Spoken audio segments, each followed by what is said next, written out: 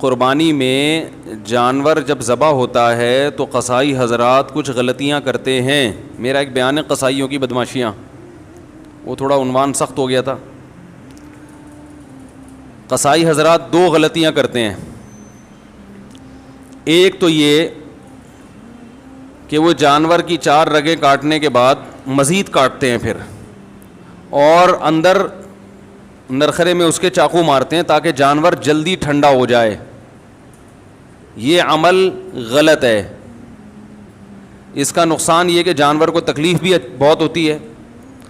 Number 2, اس کا blood صحیح طرح سے باہر نہیں نکلتا, کیونکہ 4 رگیں کاٹیں گے, حرام مغز کا کنیکشن برقرار رہے گا تو اس سے جو دماغ کو سگنل ملتا رہے گا اور دماغ ایمرجنسی نافذ کر دیتا ہے, جس سے جانور تڑپتا ہے اور بلڈ سارا باہر نکل جاتا ہے. اس کا تکلیف نہیں ہوتی جانور کو.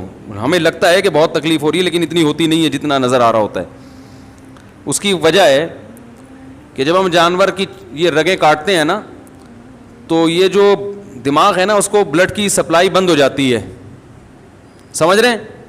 جب دماغ کو بلڈ کی سپلائی بند ہوگی تو دماغ سوچنا چھوڑ دیتا ہے. دماغ کا صرف وہ حصہ کام کرتا ہے جو قدرت نے حادثات کے لیے رکھا ہوا ہے. ابھی تو دماغ کام کر رہا ہے نا آپ لوگوں کا, جو نارمل والا دماغ بھی الحمدللہ. تو پھر سمجھیں یہ بات کو. آپ نے دیکھا ہوگا بعض دفعہ ہم چاہتے ہیں, ریفلیکٹ ایکشن کا نام سنا ہوگا آپ نے, ہم نے تو 9th کلاس میں پڑھا تھا. وہ ایک ایکشن ہوتا ہے کہ لاشعوری حرکتیں. آپ کا ہاتھ کسی گرم چیز پہ آتا ہے, آپ کو پتہ بھی نہیں ہوتا, آپ ہاتھ کھینچ لیتے ہیں. اللہ نے ہمارے دماغ میں ایک ایسا حصہ رکھا ہے جو سوچتا بعد میں کرتا پہلے. سمجھ رہے ہیں؟ یعنی ہمارے سچی جو سامنے والا دماغ ہے نا, اس کے سوچنے سے پہلے وہ کام کر چکا ہوتا ہے. اس کی حص اللہ نے بہت تیز رکھی ہے, وہ ہمیں حادثے سے بچانے کے لیے. کیونکہ حادثات میں ایسا ہوتا ہے کہ اگر آپ سوچنا شروع کر دو گے تو حادثہ ہو چکا ہوگا. گرم چیز پہ ہاتھ آیا, کافی دیر کے بعد یہ استری کسی نے رکھ دی, کافی دیر کے بعد آپ کو محسوس ہوا تو اس وقت تو بھیڑا گھرک ہو چکا ہوتا. آپ دیکھیں کوئی اچانک خوف زدہ چیز سامنے آتی ہے, ہم ایک دم سے اچھل جاتے ہیں, حالانکہ ابھی نیت نہیں کی ہوتی اچھلنے کی, اچھل پہلے چکے ہوتے ہیں. جن بعد میں دیکھا ہوتا ہے ہم نے, اور پھر یہ تو بہت بعد میں پتہ چلتا ہے کہ یہ سچی مچی کا جن بھی نہیں ہے, یہ تو 1 ہفتے بعد پتہ چلتا ہے. تو بہت سی حرکتیں ہماری ایسی ہوتی ہیں. تو جانور میں بھی جب ہم 4 رگیں کاٹتے ہیں تو اس کا جو دماغ جو درد محسوس کرنے والا حصہ ہے نا, وہاں بلڈ کا سرکولیشن ختم, وہ سن ہو جاتا ہے. لیکن وہ حصہ جو ایمرجنسی نافذ کرنے والا ہے, وہ ایمرجنسی میں جو آرڈر دینے والا حصہ, وہ کام کرتا رہتا ہے. وہ حرام مغز کی وجہ سے اس کا کنیکشن باقی رہتا ہے. وہ باڈی کو میسج دیتا ہے کچھ خطرہ ہوا ہے, باڈی تڑپتی ہے. تو تڑپنے سے کیا ہوتا ہے کہ بلڈ اچھی طرح نکل جاتا ہے. کسائی کیا کرتے ہیں, وہ نوک لے کے حلق میں ماری اس کے, تو وہ جو اس سے وہ رگ کٹ جاتی ہے حرام مغز والی, جس سے دماغ کا مکمل کنیکشن باڈی کے ساتھ ختم ہو جاتا ہے. سمجھ رہے ہیں؟ اس سے باڈی تڑپنا ختم کر دیتی ہے, بلڈ اچھی طرح سے جانور کا نکلتا نہیں ہے. تو یہ طریقہ مکروہ ہے, ناپسندیدہ ہے, شریعت نے جو ذبح کا طریقہ بتایا ہے اس کے خلاف ہے. ایک اور مثال سے سمجھاتا ہوں. دیکھو چھپکلی ہے نا, چھپکلی دیکھی ہوگی, اکثر جب ہم چھپکلی مارتے ہیں تو اس کی دم کٹ جاتی ہے, دم تڑپتی ہے, اس سے جان نکل رہی ہے. لیکن دم کو تکلیف ہوتی ہے, اس لیے نہیں ہوتی کہ اس کے پاس تکلیف محسوس کرنے کے لیے دماغ نہیں ہے. اور جو دماغ جہاں ہے نا چھپکلی کے, اس کو بھی تکلیف اس لیے نہیں ہوتی کہ اس کے پاس اب دم نہیں رہی ہے. ارے تکلیف تو گزر رہی ہے دم پہ نا, دم پہ تکلیف گزر رہی ہے, خوب تڑپ رہی ہے. لیکن دماغ جو اس تکلیف کو محسوس کرتا, وہ اس لیے محسوس نہیں کرتا کہ جس پہ تکلیف گزر رہی ہے وہ اب دماغ کے پاس ہے نہیں, اس کا دماغ سے کنیکشن ختم ہو چکا ہے. تو وہ تڑپ تو رہی ہوتی ہے چھپکلی کی دم, یوں اس پہ جان نکل رہی ہے تو وہ خوب تڑپ رہی ہے, لیکن نہ دم کو تکلیف نہ چھپکلی کو تکلیف. چھپکلی کو صرف اس حصے پہ تکلیف ہوتی ہے جہاں کٹ لگا ہوا ہے, اس کا کنیکشن ابھی چھپکلی سے باقی ہے. وہ جو دم کے یوں کلابازیاں کھا رہی ہیں, اسے ترس تو بہت آئے گا, بہت ترس آئے گا, ہائے بیچاری کی دم, ہائے بیچاری دم کے ساتھ کیا ہوا. لیکن دم کو تکلیف اس لیے نہیں ہے کہ اس کے پاس دماغ نہیں ہے تکلیف محسوس کرنے کے لیے, اور دماغ کو تکلیف اس لیے نہیں ہے کہ اس کے پاس تڑپتی ہوئی دم سے کنیکشن اس کا ختم ہو چکا ہے, اس کے پاس دم نہیں ہے. تو دم کو تکلیف اس لیے نہیں کہ دماغ نہیں, دماغ کو اس لیے کے پاس دم نہیں ہے. یہ ایک فارمولہ یاد رکھیں آپ, ٹھیک ہے نا. تو یہ اللہ کا بہت بڑا انعام ہے ان جانوروں پر کہ ہمیں حکم دیا کہ ان کی جب جان لینی ہو تو ذبح کر کے لو. اس میں تمہارا بھی فائدہ اور ان جانوروں کا بھی فائدہ. تمہارا فائدہ یہ, تمہیں صاف ستھرا گوشت ملے گا خون کے بغیر. بیماریاں بھی ساری بلڈ میں ہی ہوتی ہیں, جو بیماریاں ہیں نا گوشت میں جو زیادہ تر یہ بلڈ میں ہوتی ہیں بیماریاں. جب خون نکل گیا تو جانور بیماریوں سے بھی پاک صاف ہو گیا. تبھی کہا جاتا ہے ٹوٹکوں میں کہ جو بڑا گوشت اگر پکانا ہو نا, تھوڑا سا بوائل کرو اس کو, اس کا پانی پھینک دو, اس کا جو اندر بلڈ ہوتا ہے وہ سب نکل جاتا ہے, اس سے وہ اس کے نقصان کافی حد تک کم ہو جاتا ہے. تو ہمیں فائدہ یہ, اور جانور کو فائدہ کیا, اس کو تکلیف کم ہے. جانور کو موت دینے کے اس کے علاوہ جتنے بھی طریقے ہیں سب میں جانور کے لیے اذیت ہے. یہ غیر مسلم لوگ چائنا میں آپ دیکھو کھولتی ہوئی کڑھائیوں میں کتوں کو ڈال دیا جاتا ہے, زندہ کتے کو, کس اذیت ناک طریقے سے یہ جانوروں کو مارتے ہیں. یہ باقاعدہ ریسرچ ہوئی ہے اور اس پہ انگریزوں کی تحقیق ہے کہ جو مسلمانوں کا طریقہ ذبح کرنے کا اس میں جانور کو تکلیف بہت کم ہوتی ہے. تو اب قصائی کو آپ اس بات کا پابند کریں کہ 4 رگیں کاٹے اور پھر وہاں سے ہٹ جائے. اور بہتر یہ ہے کہ سب قصائیوں کی بات نہیں کر رہا بھائی, جو میرا بیان سن رہے ہیں ان کے علاوہ کی قصائی ہٹتے نہیں ہیں کیونکہ ایمرجنسی میں جلدی میں ہوتے ہیں. ان کو بہت قصائی اس دن دنیا کا سب سے قیمتی آدمی ہوتا ہے. ابھی دیکھو کوئی قصائی آپ سے ملے گا بھی نہیں, سلام بھی نہیں کرے گا, بولے گا مجھے جانا ہے بھائی, میرے 6 کالیں آئی ہوئی ہیں, ان کو آرڈر بک کروانا ہے میں نے. عید والے دن جانور سے زیادہ مہنگا قصائی ہوتا ہے.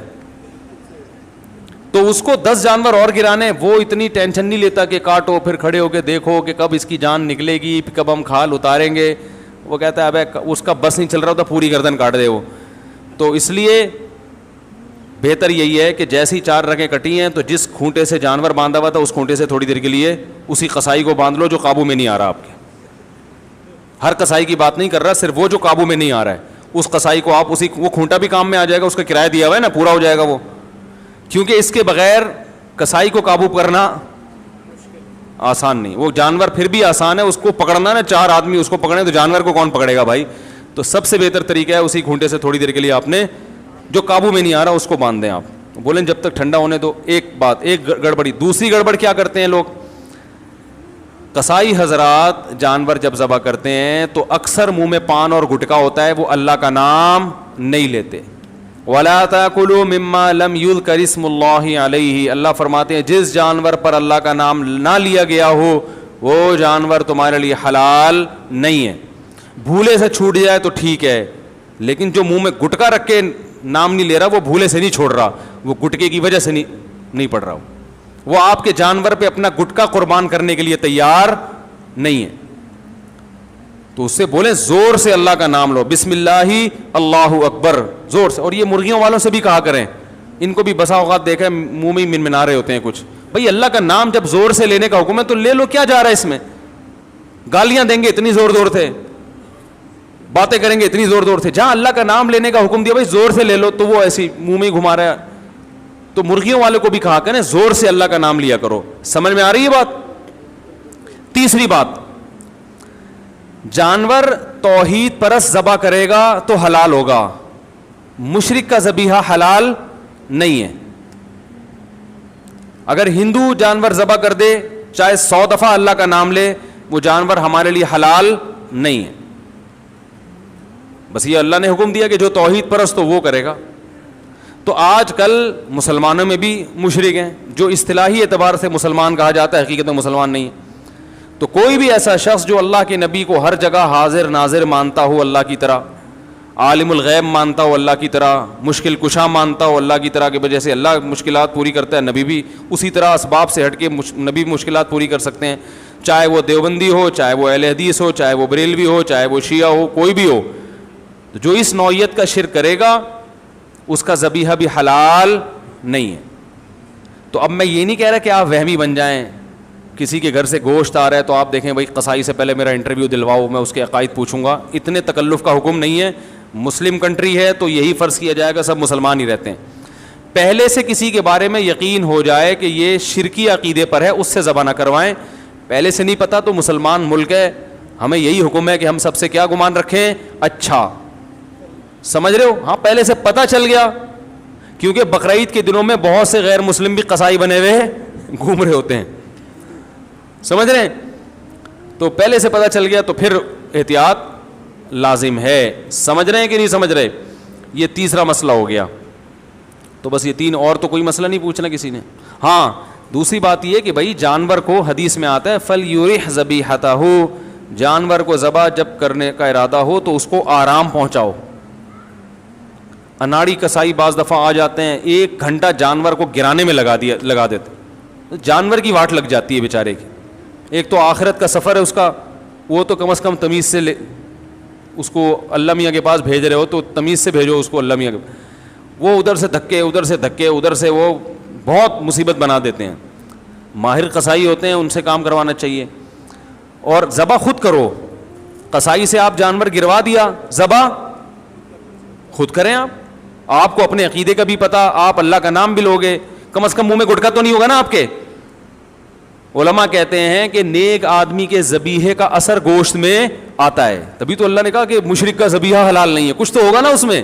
ٹھیک ہے, اس میں ایک بڑی حکمت یہ بھی ہے کہ وہ غیر اللہ کے لیے کیا کرتے تھے. تو خود کریں ذبیحہ, اور خواتین بھی ذبح کر سکتی ہیں اگر وہ گھر میں ہیں, پردے کا انتظام ہے. خواتین اللہ کا واسطہ روڈوں پہ نہ آئیں, بے پردہ ہو کے نہ نکلیں. آج کل یہ تہواروں کے نام پہ خواتین بے پردہ ہو جاتی ہیں, تو جہاں اپنے سارے محرم موجود ہیں, بے پردگی کا کوئی خطرہ نہیں ہے, تو وہاں وہ اپنے گھر میں اپنا بکرا خود ذبح کریں, اور پھر چھری کو چھپا کے رکھ دیں. آپ لوگ سے گزارش ہے تو جو ہے, یا پردے میں آ کے کر لیں ذبح تو اپنا ذبح, ورنہ کم از آپ کر لیں. تو قصائی اگر اچھا ہے, دیندار ہے, تو ہمیں کوئی قصائیوں سے چڑ نہیں ہے بھائی, ہمیں یہ اعمال اچھے ہونے چاہیے. قصائی اگر نیک آدمی ہے تو قصائی اس سے ذبح کروا لیں. قصائی بھی بہت نیک بھی ہوتے ہیں, اچھے بھی ہوتے ہیں, ان میں برے بھی ہوتے ہیں, ہر طرح کے لوگ ہوتے ہیں. ہم میں اچھے برے ہر طرح کے ہوتے ہیں, تو ان میں بھی ہوتے ہیں. تو خود کر لیں تو زیادہ ثواب ہے کہ آپ اللہ کے سامنے اپنا جانور خود پیش کر رہے ہیں. اور جب جانور کا رخ قبلے کی طرف کیا جائے گا تو اپنا رخ قبلے کی طرف ہوگا. تو لوگ جانور کو اس اسٹائل سے گھماتے ہیں کہ خود قبلے کی طرف پیٹھ, یہ سنت عمل ہے, ضروری نہیں ہے.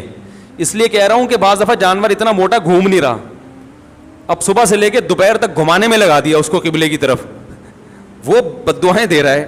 تو اگر آسانی سے گھومتا ہے ٹھیک ہے, نہیں تو جدھر منہ ہے ادھر ہی کر دیں ذبح. اس کو قبلے کی طرف رخ کرنا کوئی ضروری نہیں ہے, آسانی سے قبلے کی طرف ہو سکتا ہے. اس طرح سے اس کی ٹانگیں قبلے کی طرف ہوں گی تو آپ کا سینہ قبلے کی طرف ہوگا. سمجھ رہے ہیں نا؟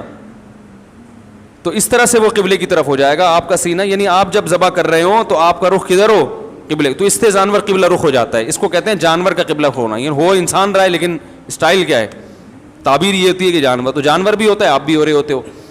تو اور اس کے بعد وہ دعا پڑھ لو, انی وجہت وجہی للذی فطر السماوات والارض حنیفا وما انا من المشرکین. بعض لوگوں کو وہ دعا آتی نہیں ہے تو دیکھ کے پڑھ لیں. اگر دیکھ کے بھی نہیں پڑھنی آتی تو جانور کو اپنی دعا کی بھیٹ نہ چڑھاؤ. میں نے کئی دفعہ دیکھا ہے جانور کو لٹایا ہوا ہے, 20 آدمی اس کے اوپر بیٹھے ہوئے ہیں, چھری رکھی ہوئی ہے, وہ بیچارہ پریشان دیکھ رہا ہے. ابھی تک تو میری ایسی سیوا ہو رہی تھی, ہر آدمی میرے ساتھ سیلفیاں کھنچوا رہا تھا, جس کو محلے سے پھول ملتے وہ میرے گلے میں لا کے ڈالتا. سروس اسٹیشن کھل گئے ہیں باقاعدہ, یوٹیوب پہ میں نے دیکھا. ایک بیل کا سروس 200 روپے میں, وہ جو جس پانی سے گاڑیوں کی سروس ہوتی ہے اس سے بیل کی سروس ہو رہی ہے. ہو گیا یہ واقعی, بیل دھل رہے ہیں بھائی, پورے ڈیٹول سے نہلایا جا رہا ہے, اس کو تیزاب سے کلیاں کروائی جا رہی ہیں, اس کے برش کیا جا رہا ہے, بہترین چمکا کے سرسوں کا تیل کی مالش کر کے. تو وہ جو بندہ ہے نا وہ بیل لگ رہا ہوتا ہے اس کے سامنے جو کھڑا ہوا ہوتا ہے وہ بیل انسان لگ رہا ہوتا ہے, اتنا چمکا دیتے ہیں اس کو. تو ایسا چمکا دھمکا کے وہ بیل کہے گا اتنا مجھے پروٹوکول. اور اب کیا ہو رہا ہے, اب آپ کو نہ دعا زبانی آتی ہے نہ دیکھ کے پڑھنا آتی ہے, اب آپ وہاں ہجے کر رہے ہو اس اللہ انی وجہت پڑھا ہی نہیں جا رہا. وہ بیچارہ لیٹا ہوا ہے, 2 گھنٹے ہو گئے یار, اس کو کس عذاب میں ڈالا ہوا ہے. تو بھائی نہیں آ رہی, بسم اللہ ہی اللہ اکبر بس. اور اردو میں کہہ دو اللہ تیرے لیے. کس کے لیے ہے یہ؟ تیرے لیے قربان, اتنا بھی کافی ہے. ورنہ عربی یاد کرو, اچھا ہے. نہیں یاد ہوتی تو اتنا ٹائم نہ لگاؤ کہ اس بیچارے کا بیڑا غرق ہو جائے. کیونکہ جس نبی نے دعا سکھائی ہے اسی نبی نے یہ بھی حکم دیا ہے کہ جانور کو راحت پہنچاؤ, اس پہ ظلم زیادتی مت کرو. تو یہ حکم زیادہ اہم ہے. اور یہ بھی حدیث میں آتا ہے کہ اپنی چھری کو تیز کر لو. بعض دفعہ یہ بھی دیکھا کاٹ رہے ہیں, کٹ ہی نہیں رہی, پھر کہتے ہیں بھائی چھری تیز کر کے لا. تو یہ پہلے کر لینا تھا بھائی, یہ کام پہلے کر لینا تھا. تو یہ ساری بدماشیاں ہوتی ہیں. اللہ تعالیٰ حفاظت فرمائے.